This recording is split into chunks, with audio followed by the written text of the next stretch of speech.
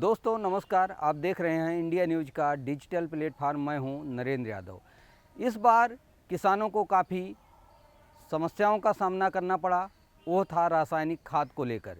DAP और urea की कमी लगातार उत्तर प्रदेश में देखी गई।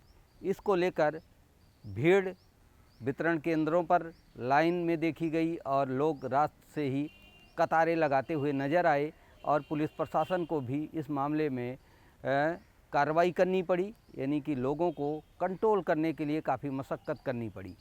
प्रदेश सरकार भी असहज स्थिति में आई, लेकिन जो आंकड़े इस समय बताए जा रहे हैं सरकार के पास उपलब्ध हैं, उसमें 25 लाख मीट्रिक टन खाद का स्टॉक उत्तर प्रदेश के पास है, जो विभिन्न गोदामों और साधन सहकारी समितियों और रजिस्टर्ड एजेंसियों के पास उपलब्ध है।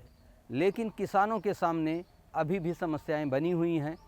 इसको लेकर के सरकार ने फैसला किया है कि एक उच्च स्तरीय जांच कमेटी इसकी जांच करेगी और खाद की उपलब्धता और उसके वितरण को सत्यापित करेगी। इसको लेकर के कृषि विभाग और सहकारिता विभाग को ये जिम्मेदारी सौंपी गई है।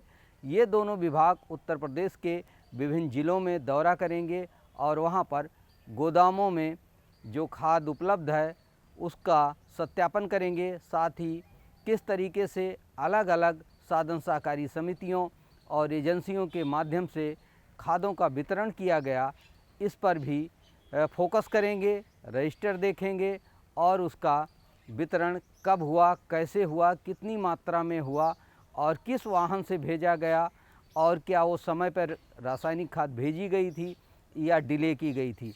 सप्लाई और गोदाम में पहुंचना, गोदाम से साधन सहकारी समितियों और एजेंसियों तक पहुंचने में कहीं देरी तो नहीं की गई, इस बिंदु पर भी जांच होगी।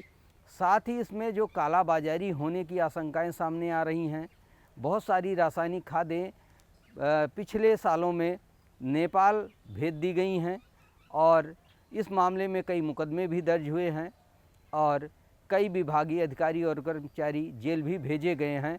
तो आशंका ये जताई जा रही है कि रासायनिक खाद की कमी के पीछे कहीं कालाबाजारी तो नहीं है, कहीं स्टॉक करने वाले या नेपाल में खाद की कालाबाजारी करने वालों ने इस बार बड़ा नेटवर्क तो नहीं तैयार कर लिया।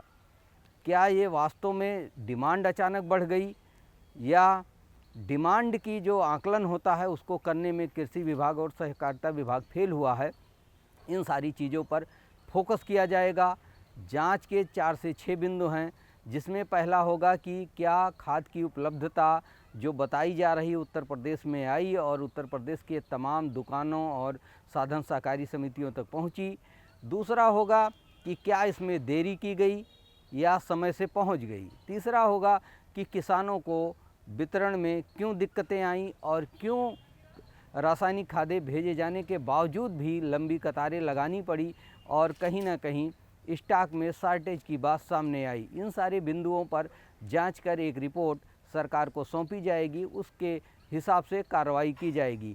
अगर इसमें किसी की लापरवाही पाई गई और धांधली पाई गई या रासायनिक खाद की कालाबाजारी की गई तो उनके खिलाफ सुसंगत धाराओं में मुकदमा दर्ज कर कानूनी कार्रवाई की जाएगी। और साथ ही अगर विभागीय अधिकारियों की इस मामले में संलिप्तता पाई गई, स्टॉक को कम करने में या कालाबाजारी करवाने में संलिप्त होने पर या खाद को समय पर वितरण केंद्रों पर नहीं पहुंचाने के मामले में भी अगर अधिकारी और कर्मचारी पकड़े जाते हैं तो उन पर भी कार्रवाई की जाएगी।